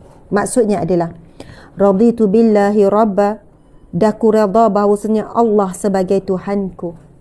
Kita redha Allah sebagai Tuhan kita. It's not easy, bukan hanya pada lidah, tapi dengan perbuatan. Apakah bukti bahawa kita ini redha Allah sebagai Tuhan? Kita redha segala perintah Allah dan kita redha apa yang Allah larang lalu kita tinggalkan. Wabil islami dina, dan daku redha ya Allah Islam sebagai agama dan Islam sebagai cara hidup. Islam sebagai cara aku berpakaian, cara berhibur, cara berehat, cara cari rezeki, cara berkeluarga. Islam adalah the way of life. Jadi kita redha Islam sebagai agama dan cara hidup. Wa bi Muhammadin nabiyyan wa rasula, dan daku redha bahawa si Nabi Muhammad itu sebagai nabi dan rasul. Sebagai nabi dan rasul.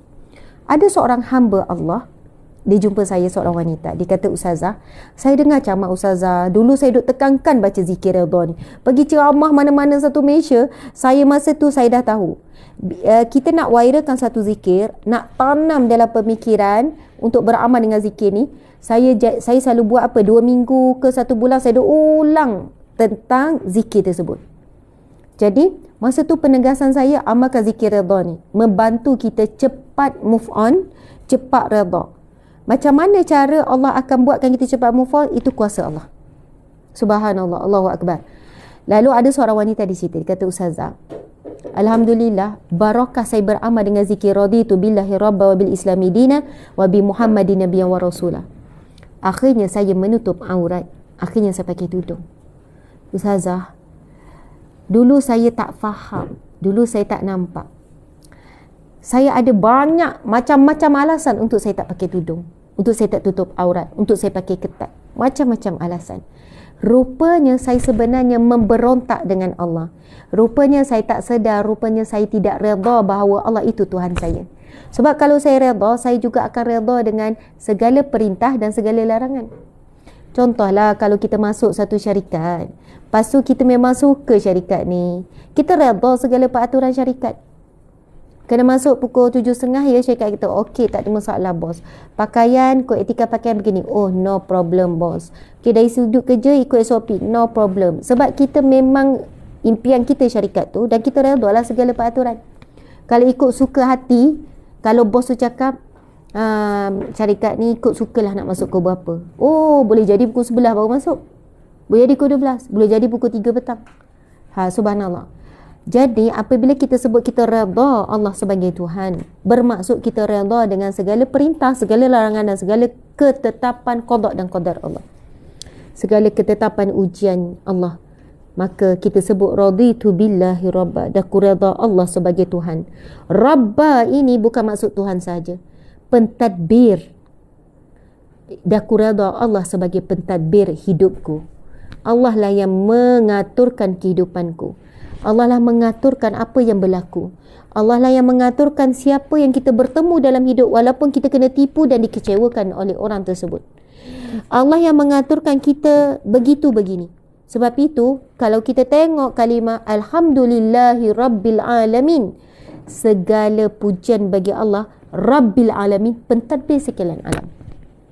Bila kita sebut raditu billahi rabba, daku redha bahawa Allah sebagai pentadbir kehidupanku, Allah sebagai Tuhanku. Wabil islami dina, dan aku redha Islam agamaku dan cara hidupku. Wabi Muhammadin nabiyyan wa rasulah, dan aku redha bahawa Nabi Muhammad itu seorang nabi dan juga seorang rasul. Lalu bila kita redha terhadap nabi sebagai nabi dan rasul kita, bermaksud kita akan mentaati apa ajaran nabi dan kita akan meninggalkan apa larangan nabi. Akhirnya kita akan layak digelar sebagai umat Nabi Muhammad sallallahu alaihi wasallam. Masya-Allah. Hampir 6,000 yang hadir di hadapan saya pada ketika ini. Sahabat-sahabat di muka buku dan juga di TikTok. Sahabat-sahabat yang saya kasihi sekalian. Hidup kita tidak ada makna kalau seluruh manusia redha dan suka kita. Puji-puji, like tinggi, share tinggi. Tapi kalau Allah tidak redha dengan kita, why perlu sangat redha Allah? Allah berfirman di dalam Al-Quran, A'udzubillahi minasyaitanirrajim. Ya ayyatuhan nafsul mutmainnah, irji'i ila rabbiki radiyatan mardiyah, fadkhuli fi ibadi wadkhuli jannati. Sadaqallahul azim. Yang bermaksud, ya ayyatuhan nafsul mutmainnah, wahai jiwa yang tenang. Ini adalah panggilan kepada hamba-hamba Allah yang redha kepada Allah dan dapat redha Allah. Apabila saat kita mati, lalu kita dipanggil, wahai jiwa yang tenang, ya ayyatuhan nafsul mutmainnah, irji'i ila rabbiki, kembalilah, irji' ila rabbiki radiyatan mardiyah, kembalilah kepada Tuhanmu dalam keadaan kamu redha kepada Allah dan kamu mendapat redha Allah. Fadkhuli fi ibadi wadkhuli jannati, maka masuklah di kalangan hamba-hambaku yang saleh dan masuklah ke dalam syurgaku. Tuan-tuan sekalian, itulah jawapannya. Kenapa ni kita nak sangat dapat redha Allah? Dan permulaannya adalah kena redha dengan Allah dulu. Nak dapat redha Allah, redha dulu dengan Allah. Bermaksud redha dengan ketetapan Allah yang baik ataupun yang buruk. Redha dengan perintah Allah, lalu kita taat. Redha dengan larangan Allah, lalu kita sabar. Sabar untuk meninggalkan larangan Allah. Redha dengan ketetapannya. Barulah kita akan dapat redha Allah. Dan apakah hasil yang kita akan dapat bila kita redha kepada Allah dan Allah redha kita? Fadkhuli fi ibadi, lalu kita akan dijemput masuk di kalangan hamba-hamba Allah. Kita akan berada selepas mati saja bersama dengan roh-roh orang soleh, dengan para nabi berada di langit. Subhanallah. Kemudian Allah jemput kita, wadkhuli jannati, dan masuklah kamu ke dalam syurgaku. Allah akan jemput kita masuk ke dalam syurganya. Subhanallah. Jadi zikir redha yang diajarkan oleh Nabi ni, yang mana Nabi sebut, barang siapa yang membacanya 3 kali pada waktu pagi dan 3 kali waktu petang. Kalau petang terlupa lepas asar, baca lepas maghrib, tak ada masalah. Lupa juga baca lepas isyak, tak ada masalah. Pagi tadi lupa nak baca, pukul 12 baru ingat, ya Allah tak baca lagi zikir redha 3 kali tu, maka tak apa. Anytime kita ingat, terus baca. Tapi sebaiknya baca pagi, petang bermaksud asar sampai ke malam. Apa zikir dia? Pagi tu lepas subuh lah. Kalau baca sebelum subuh, boleh lah. Asalkan waktu macam pagi-pagi, ialah pukul 4 pagi kita sebut kan. Raditu billahi rabba wa bil islami dina wa bi Muhammadin nabiyyan wa rasulah. Subhanallah. Tap-tap di TikTok dah 800k. Kita akan capai 1 million hari ni. Kuatkan engagement kita. Semua adalah para penyumbang untuk gerak kerja dakwah dengan cara star. Alhamdulillah hari ni star begitu banyak. Dengan giftnya, dengan emoji, dengan komen, semuanya menyumbang kepada kekuatan medium dakwah kita. Kita gunakan media sosial ini sebagai medium. Medium ni kita panggil tanah. Kalau orang yang bercucuk tanam, tanah itulah dia tanam. Tapi bila buat dakwah di media sosial, inilah tanah kita untuk kita sama-sama menanamnya dan mendapat hasil di akhirat. Subhanallah. Jadi mohon maaf ya, daripada tadi sebenarnya nak ajak baca Asmaul Husna, tapi duk kupas nama Allah, kupas jadi panjang. Jadi sekarang kita nak bacakan nama Allah Asmaul Husna, sama-sama kita bacakan. Saya dah jelaskan tadi fadilat, kelebihan, kita ulang refresh balik. Subhanallah, sebab majlis ilmu kita dah lama terputus pagi-pagi ni. Lama terhenti sebab ada urusan banyak di luar negara kan. Okey, insya-Allah kita baca Asmaul Husna. Bismillahirrahmanirrahim. Bismillahirrahmanirrahim. Nas'aluka ya man huwa Allahul ladzi la ilaha illa huwa ar-rahmanur rahim. Al-malikul qudusus salamul mu'minul muhaiminul azizul jabbar. Al-mutakabbirul khaliqul bari'ul musawwirul ghaffarul qahhar.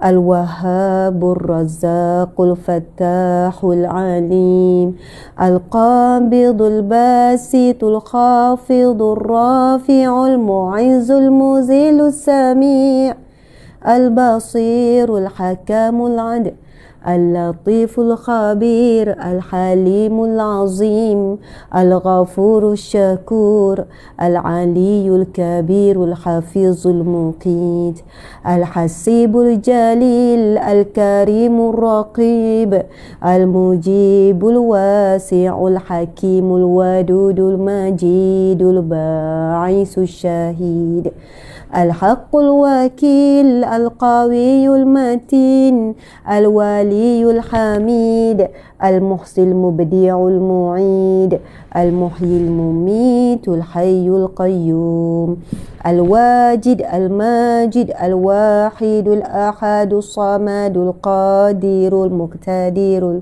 المقدم المؤخر الأول الآخر الظاهر الباطن الوالي المتعالي البار التواب المنتقم العفو رؤوف المالك الملك ذو الجلال والإكرام المقسط الجامع الغني المغني المانع الضار النافع النور الهادي البديع الباقي الوارث الرشيد الصبور الذي ليس كمثله شيء وهو السميع البصير اللهم صل أفضل الصلاة على أسعد المخلوقات كسيدنا محمد وعلى آله وصحبه وسلم عدد معلوماتك ومداد كلماتك كلما ذكرك ذاكرون وغفل عن ذكره الغافلون. Alhamdulillah, subhanallah, Allahu Akbar. Masya Allah, Allahu Akbar. Tahniah kepada sahabat-sahabat di TikTok. Kita telah mencapai 1 juta like, 1 juta. Subhanallah, Akil, saya tengok kamu bersungguh-sungguh non-stop. Masya Allah.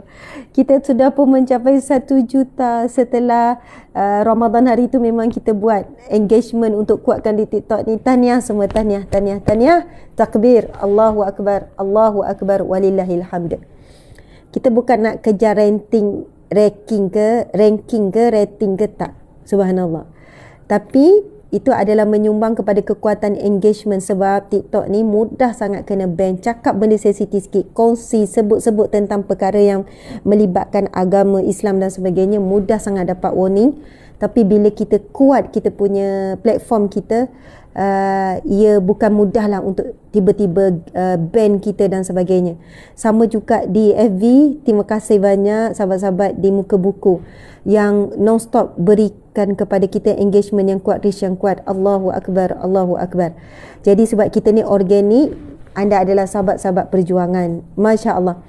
Terima kasih yang bagi bintang-bintang. Moga Allah gantikan dengan bintang-bintang di syurga. Bagi emoji, komen yang tap. Barakallahu fik. Moga Allah berkati setiap usaha kita. Allah pasti pandang apa yang kita buat.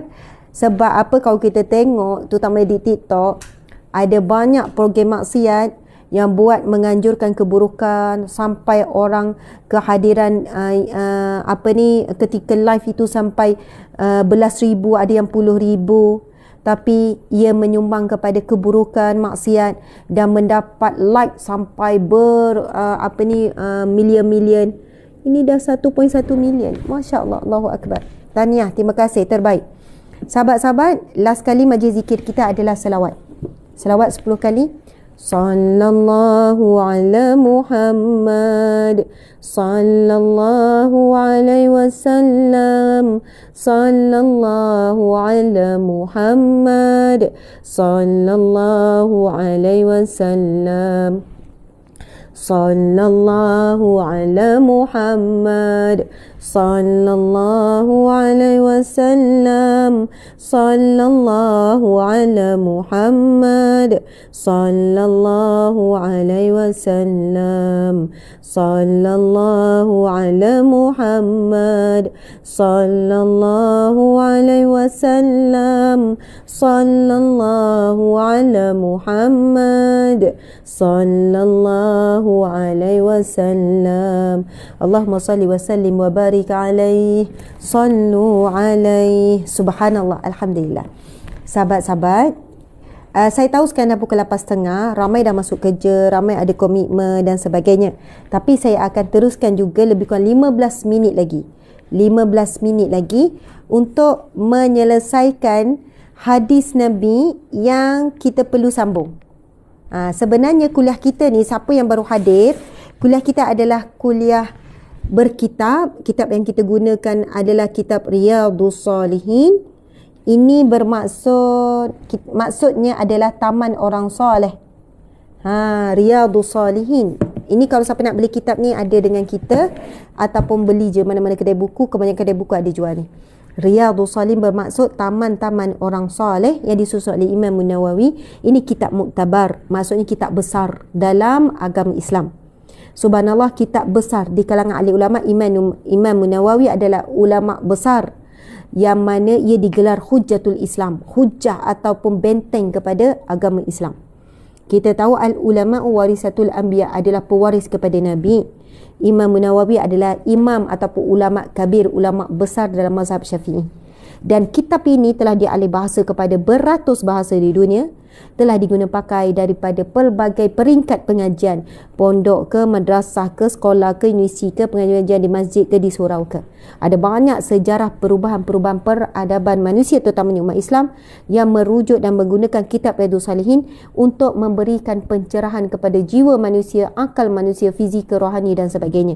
Ia mengandungi sebahagian besar adalah ilmu tasawuf, iaitu ilmu berkaitan dengan hati, hubungan kita dengan Allah, hubungan dengan manusia, muamalat kita, akhlak. Ia adalah ilmu akhlak.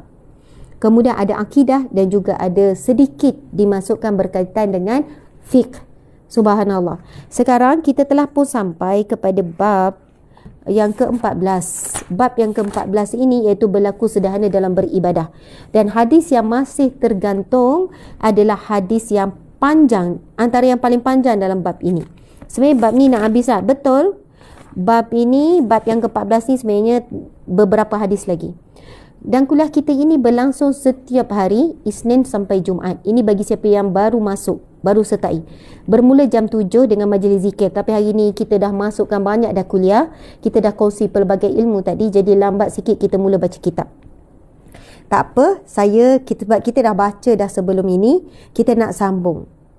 Saya baca sepintas selalu sebab ia hampir sama dengan penjelasan sebelum ini. Namun izinkan saya nak buat sedikit pengumuman. Iaitu, subhanallah, pengumuman kita adalah kami nak mengajak tuan-puan semua, tak kira siapa, di mana saja anda berada, untuk hadir ke majlis terbuka, majlis hari raya terbuka. Orang kata buat rumah terbuka, tapi kita buat ladang terbuka. Subhanallah. Dik, kalau boleh kamu tuliskan semua menu istimewa kita. Katanya ada rusa golek, ada kambing golek, lembu golek orang buat tak lembu golek? Takkan nak golek lembu seekor kan? Tak boleh nak golek kan? Tapi, dan ada banyak menu istimewa, ada sate, ada mihun sup. Kali ni, saya nak masak sup tulang. Saya nak masak. Oh, serius sekejap. Cik, boleh tak saya masak? Boleh ya? Ha. Tuan-puan sekalian, cik, macam mana sup tulang saya? Macam tak apa, sedap je, sedap. Cik, tengoklah saya. Ha. Kau tak macam cakap seorang-seorang. Macam mana sup tulang? Sedap. Sedap biasa ke sedap sangat? Orang tak dengar. Kuat sikit. Terbaik, sedap. Alah, macam lah apa sangat sup tulang je kot. Tapi saya nak cerita tuan-puan sekalian.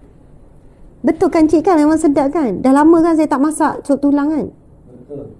Yang tu kuat sikit suara. Betul. Masya Allah. Tuan-puan dimana sekalian, arwah ayah saya memang pandai masak. Sebab tu dia ada restoran yang sangat banyak. Tapi kebaikannya tukang masak lah.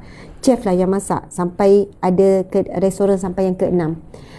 Antara masakan yang special dan ia adalah satu kaedah khas ayah saya masak, iaitu sup tulang, sup daging ni. Dia ada kaedah, dia ada resepi dia, dan ada kaedah dia.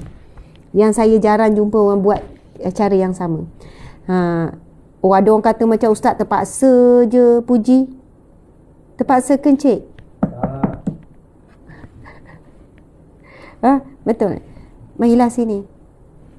Cik suami tak bersedia, dia duduk sebalik tabir je hari ni. Jadi insya-Allah sempena rumah terbuka ni saya nak buat sup tulang. Sup tulang ni bila makan dengan mihun sedap, mi sedap, makan dengan nasi sedap. Sup tulang special by Ustazah Asma. Saya boleh masak sekawah, dua kawah, saya boleh masak jumlah yang banyak. Sebab dulu saya buat catering, memang saya masak sendiri. Untuk 300 orang makan, 500 orang makan.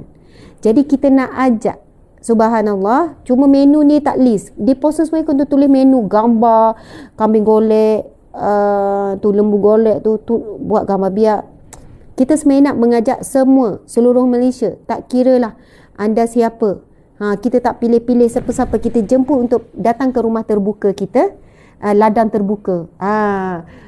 Hari Raya Aidilfitri dah habis dah Aidilfitri ni. Kita buat umum je lah. Hari silaturahim kasih sayang. Bila? Pada hari Sabtu ini. Sabtu ni. Jadi orang jauh-jauh kan datang daripada Terengganu, Kelantan nak pergi Pesar Buku. Marilah singgah sini. Tak jauh ni. Iaitu di Ladang Ternak Umar. Search. Ladang Ternak Umar. Anda akan jumpa.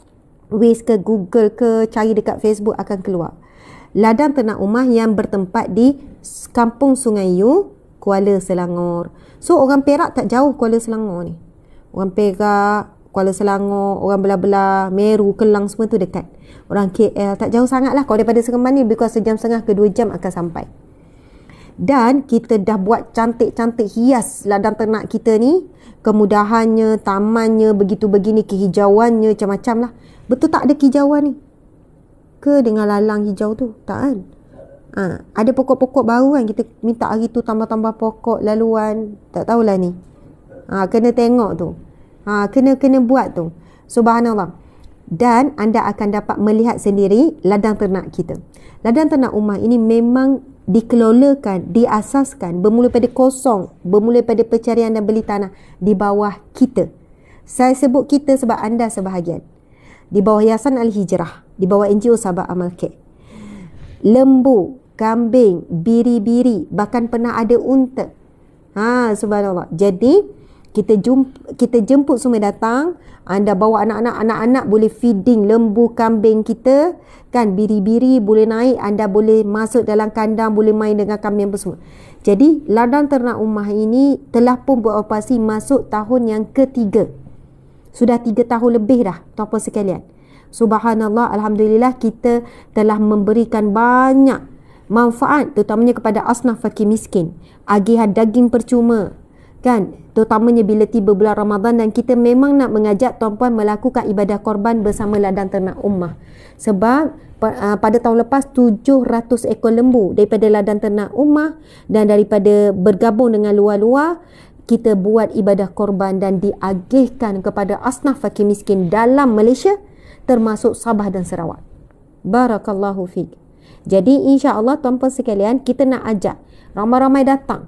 Tengok sendiri ladang ternak ummah, ladang ternak, pembinaan ladang ternak, pembelian tanah semuanya daripada wakaf sumbangan kalian.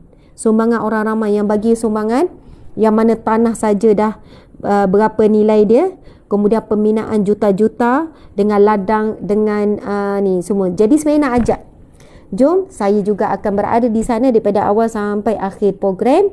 Kita berjumpa di Kuala Selangor, ladang ternak ummah Kampung Sungai Yu. Bila? Hari Sabtu ini bermula 10 pagi sampai 5 petang. 10 pagi sampai 5 petang. Ada makanan ringan, ada makanan berat. Boleh. Memang ladang tu keluasannya adalah 4 ekar. Jadi jangan bimbang lah. Takut tak muat je Ustazah. Muat insya-Allah. Datang pukul 10 pagi sampai 5 petang. Insya-Allah kita berjumpa di sana nanti. Barakallah. Boleh? Sahabat-sahabat semua. Boleh ya? Alhamdulillah, Allahu Akbar. Cuma saya rasa saya ada program juga di Pesta Buku kan waktu ni. Tu dia. Okey. Cuba, terima kasih Encik Suami. Okey. Pesta Buku, saya akan berada di Pesta Buku bermula daripada hari Isnin 29 Mei pukul 11 pagi, pentas utama. Saya akan berada di pentas utama pada hari Isnin 11 pagi 29 Mei. Okey, yang kedua, saya akan berada di bus Galeri Ilmu 3068 pada hari Selasa dan pada hari Khamis 10.30 pagi. Keempat, saya akan berada di Pavilion PTS Ruang Penulis Aras 4, iaitu pada hari Sabtu 3.30 hingga 5.30. Ui, bertembung ni. Kan bertembung kan? Macam mana ni? Dia orang perasan tak ni? Patutnya saya berada di ladang ternak ni. Sebab macam tahun lepas kita sampai petang, orang datang kan.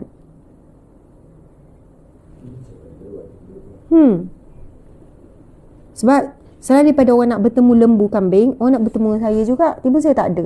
Tapi kalaulah tak boleh nak elak dah jadual ni, maksudnya pagilah saya ada pagi. Lepas tu saya kena bertolak ke PBA KL. Tapi boleh adjust lagi kot ni. Wallahualam. Nanti kita bincang semula.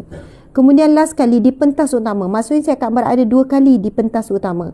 Pada hari Ahad 10 pagi. Oh, ini waktu perdana ni. Paling sibuk Ahad ni. Saya akan berada di pentas utama untuk bedah buku. Apakah buku-bukunya? Ini buku-bukunya. Buku-bukunya. Cik, buku-bukunya. Ustazah masak sup tulang. Ya, saya akan masak insya-Allah. Saya akan bagi tahu bahan-bahan siap-siap semua, tinggal saya masak. Dan kita buat live masak tu. Kena pergi awal lah. Kena tidur sana malam tu. Awal pagi saya akan masak. Awak pernah makan sup tulang saya? Ashraf, Akil. Oh, kalau awak makan memang setahun awak akan ingat. Oh, gitu kan cara act live. Saya akan buat demo. Kita buat live cara masak. Orang lain pun boleh. Ini ada resepi arwah ayah saya. Okey, sahabat-sahabat dimati Allah sekalian, antara buku-buku yang bakal dibedah, yang bakal saya kupas, buku sendiri, semua buku sendiri. Buku Sahabat Dunia Akhirat. Ini best seller sampai sekarang. Saya tak ingat dah berapa. Sekarang ni mungkin cetakan dah 150,000 kot, tak kurang lah. Lebih daripada 150,000 ke dah 200,000. Kena tanya balik Galeri Ilmu. Tim kena bagi semua maklumat berapa dah cetakan. Buku ni dah terjual saya rasa lebih 200,000 naskah kot. Sahabat Dunia Akhirat. Kalau siapa yang nak baca buku first ataupun tak pernah beli buku Ustazah Asma, untuk remaja pun suka, buku ini ringan, simple, kata-kata motivasi, dan memang ia ada dari petikan daripada penulisan saya di FB sejak daripada 2017. Penulisan di FB sejak 2017, kata-kata semangat, motivasi, selit macam-macam lah dalam ni. Persembahan yang ringan, untuk anak remaja pun sesuai, untuk nenek remaja pun sesuai. Okey. Kemudian ini antara buku yang sedang naik sekarang, buku baru yang diterbitkan tahun lepas yang bertajuk Ada Syurga di Rumahmu. Kita akan bedah buku ni juga. Ada Syurga di Rumahmu ini praktikal ikut sunnah Nabi. Sebab itu tajuk dia best dalam dia. Ada syurga di dapurmu, ada syurga di ruang tamumu, ada syurga di bilik tidurmu, ada syurga pada pasanganmu, pada anakmu, pada isterimu.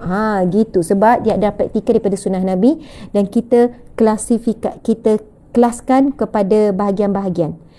Bagaimana nak wujudkan syurga di dapur, di bilik tidur, di ruang tamu, di ruang ibadah. Bagaimana nak wujudkan syurga dengan pasangan, dengan anak.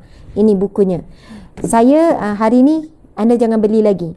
Anda tunggu pesta buku yang bermula daripada 20. Pesta buku 26. Ni tak boleh ni. Awak buat macam ni.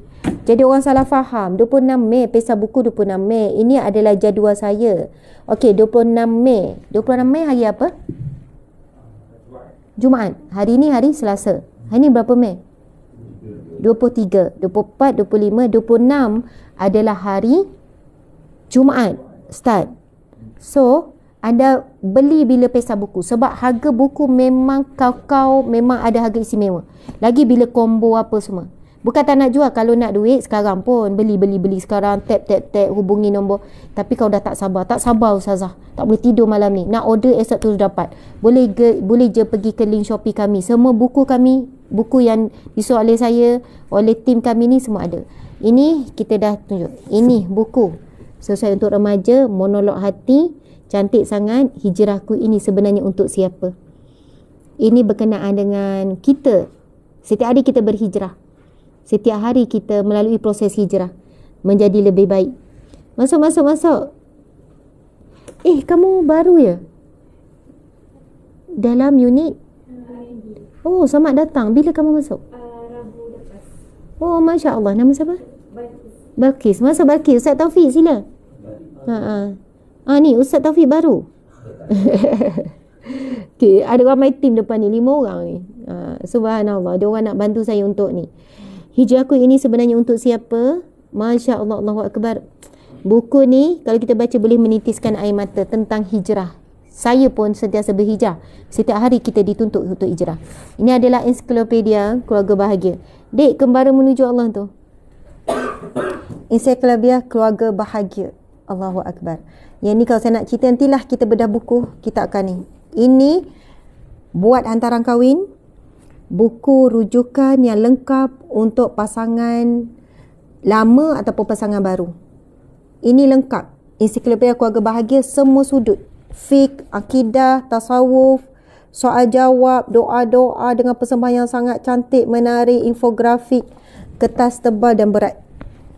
Dan yang sentiasa istimewa sepanjang masa sentiasa dapat ini, kembara menuju Allah. Yang ni yang the special, yang unik, special, orang selalu beli untuk hadiah. Bila buka, gitu, buat debar-debar sikit. Macam mana bunyi debar? Semua tak kreatif belaka. Okey, anda sebenarnya akan dapat buku percuma 150 tip menjadi wanita dambaan syurga. Dan istimewanya buku ini, dalam ni dia akan ada 4. Memang cantik kan? Ya Allah, kepadamu aku kembali. Last kali. Ini bab kematian. Kemudian, ya Allah, bersamamu aku bahagia. Kemudian, ya Allah, dia macam ni. Oh, sorry. Dah terjatuh. Ya Allah, jangan biarkan aku sendiri. Ya Allah, aku rindu kepadamu. Okey, dia sebenarnya macam ni gabungan dia.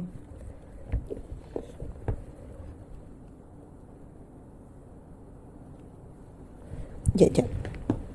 Dah confuse lah pula. Gini gabungannya. Dik, tolong jap. Ya Allah, bersamamu aku bahagia. Ini 1. Okey. Ini 2. Ini 3, ini 4. Gitu. Okey. Jadi saya nak susun ni. Susunannya dia jadi macam ni. Okey. Dia sebenarnya satu, nampak tak? Dia bersambung tu. Pokok tu dia bersambung. Jadi tajuknya bermula pada ya Allah, aku rindu kepadamu. Ya Allah, jangan biarkan aku sendiri. Kemudian ya Allah, kepadamu aku kembali. Ya Allah, bersamamu aku bahagia. Kalau bab ya Allah, kepadamu aku kembali, nampak tak? pokok dah gugur dah. Maksudnya buku ni bab kematian je. Persembahan dalam ni memang antara buku tercantik, terindah. Setiap muka surat ada design yang berbeza. Dan setiap page tu sebenarnya kita terus boleh print, kita terus boleh, contohlah ambil yang ni, terus boleh jadikan poster. Anda scan, boleh jadi poster. Untuk setiap page dia mesti berbeza dari segi design. Okay, contoh yang ini. All people go to Allah after their death. But the happy person is the one who goes to Allah while still alive. Masya Allah, sedapnya ayat dia. Syed Qutb. Ini kata-kata Syed Qutb. Bayangkan ya, anda boleh terus buat sharing. Setiap buku memang apa ni, persembahan di dalamnya sangat indah. Cuba tengok. Jadi kita buat ni, tengok cantik kan? Tak perlu fikir design, scan lepas tu share dekat TikTok ke dekat mana. Ubatkan hati daripada sakit dan letih selepas membaca firman-Nya. Surah Al-Baqarah ayat 177. Dan orang-orang yang sabar dalam kesempitan, penderitaan dan dalam peperangan, mereka itulah orang-orang benar imannya, dan mereka itulah orang-orang yang bertakwa. Subhanallah. Okey. Yang ni maksud Syed Qutb ini, semua manusia akan kembali kepada Allah setelah mati. Tetapi the happy person is the one, tapi orang yang bahagia adalah mereka yang menuju kepada Allah ketika dia hidup. Subhanallah. Kata-kata yang sangat memberi inspirasi. Semua manusia akan kembali kepada Allah. Orang kafir ke orang Islam, orang beriman ke orang yang bermaksiat, semua akan mati dan kembali kepada Allah setelah mati. Tetapi the happy person, manusia yang gembira, manusia yang bahagia, ada mereka yang kembali kepada Allah saat dia hidup. Saat mati semua akan kembali. Yang tak nak pergi jumpa Allah pun semua akan kembali pada Allah. Tapi yang paling bahagia, ada mereka yang kembali pada Allah saat hidup. Dan kenapa buku ini dinamakan Kembara Menuju Allah? Sebab dia akan membantu kita mengembara. Kalau tengok daripada awal buku ni, kita akan nampak pengembaraan yang disusun. Daripada sejak lahir sampailah kita melalui proses remaja, menua, lepas tu kematian di alam barzah, kemudian padang mahsyar, sekian-sekian, sampailah antara dua, sama ada neraka atau syurga. Sebab itu buku ini dinamakan Kembara Menuju Allah. Jadi, tuan-puan sekalian, sempena Pesta Buku, semua buku-buku yang disusun dan ditulis oleh saya bersama ada gabungan penulis juga, ada beberapa buku yang bergabung, dan ada juga kerjasama dengan tim, dengan syarikat penerbitan. Semua ini akan ada tawaran istimewa untuk setiap ada PTS, ada Galeri Ilmu, ada Masrid. Gitu. Jadi anda nak tahu jadual saya bila saya pergi kat PBAKL, boleh terus dapatkan autograf. Saya macam tahun lepas saya akan sign semua yang minta. Kadang 2 jam baru habis sign, saya akan berusaha. Dan di situlah kita akan bersemuka. So hujung minggu ni padat sebenarnya. Sabtu Ahad ni kena ada tenaga sebab kita akan bersemuka juga di Pesta Buku, dan kita juga akan bersemuka di Ladang Ternak Umah. So jumpa di Ladang Ternak Umah ya, sahabat-sahabat semua, di Ladang Ternak Umah.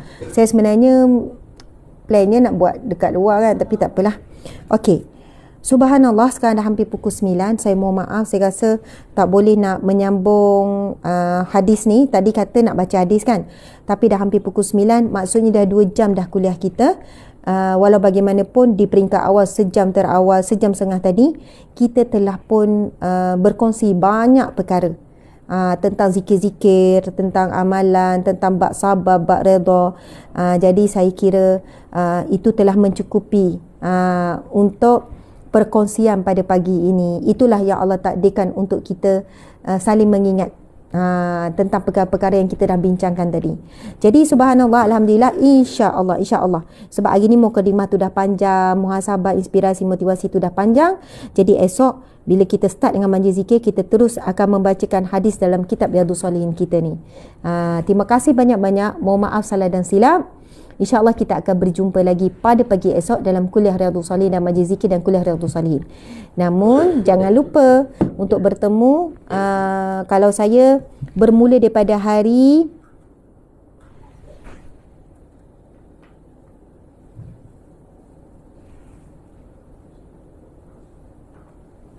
betul sekejap. Oh, tak bertembung. Saya start Isnin minggu depan. Oh, satu Ahad ni tak. Oh, minggu ni tak. Satu Ahad ni tak. So, saya tak bertembung satu Ahad ni. Saya baru perasan. So, saya Ahad hujung bulan. Bukan. Saya Ahad awal Jun. Minggu depan. So, tak bertemu. Saya dengan Pesa Buku tak bertemu. So, saya akan berada di Kampung Sungai Yun daripada pagi sampai petang. Dan saya memang akan, insyaAllah, saya akan masak sup tulang. InsyaAllah. Orang bagi tak bagi, saya nak masak juga. Alhamdulillah. Terima kasih banyak-banyak. InsyaAllah hujung minggu ni, yang jauh boleh datang sempena Pesa Buku. Jangan lupa singgah di Kampung Sungai Yu, Kuala Selangor. Pada hari Sabtu ini, kita buat ladang terbuka. Semua datang ke ladang kita. Jangan risau, tempat bersih, semuanya selamat. Di situlah kita akan bersilaturahim, saling kenal, dijemput seluruh Malaysia. Luar negara nak datang pun boleh. Mungkin ada Singapura nak datang, Brunei nak datang, Indonesia nak datang, Thailand nak datang. Lagi? Itu kan negara keliling kan? Dah sebut semua. Sabah Sarawak nak datang, boleh. Subhanallah, di kampung sekitar Kuala Selangor ni ada banyak tempat peranginan. Ada mini zoo, ada beberapa mini zoo, ada dekat dengan pantai Remis pantai apa kat Perak tu, yang tak jauh tu, ada banyak tempat berjalan. Jadi turun ke Kuala Selangor, sambil-sambil tu luangkan masa bersama keluarga. Terima kasih banyak. Mohon maaf salah dan silap. Sekian, kita tangguhkan majlis kita dengan tasbih kafarah dan surah Wal-As. Bismillahirrahmanirrahim.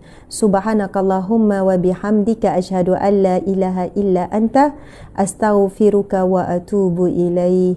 Bismillahirrahmanirrahim. Wal 'asr innal insana lafi khusr illa allazina amanu wa 'amilus solihat watawasau bil haqqi watawasau bis sabr. Sadaqallahul azim. Amin ya rabbal alamin. Alhamdulillah. Ada yang tanya ada homestay tak? Ada. Kat situ banyak homestay, banyak rumah kampung. Tapi bukan homestay kami lah. Doakanlah satu hari kita boleh buka mungkin rumah untuk tetamu datang apa semua kan. InsyaAllah. InsyaAllah. Kita jumpa hari Sabtu ni. Save the date. Gitu orang kampung saya cakap. Okay, sekian. Assalamualaikum warahmatullahi wabarakatuh. Terima kasih. Ya, ada yang ingatkan Ustazah dah 1.4 juta. Terima kasih 1.4 million yang telah berikan like tap tadi tu. Terima kasih yang bagi star. Banyak hari ni star yang diberikan hampir 8,000. Semua sumbangan yang anda berikan melalui gift di TikTok dan sebagainya, kami akan manfaatkan untuk menguatkan, mengukuhkan gerak kerja dakwah dan kerja-kerja kemanusiaan dan kebajikan. InsyaAllah. Takbir. Allahu Akbar. Masya Allah. Sekian.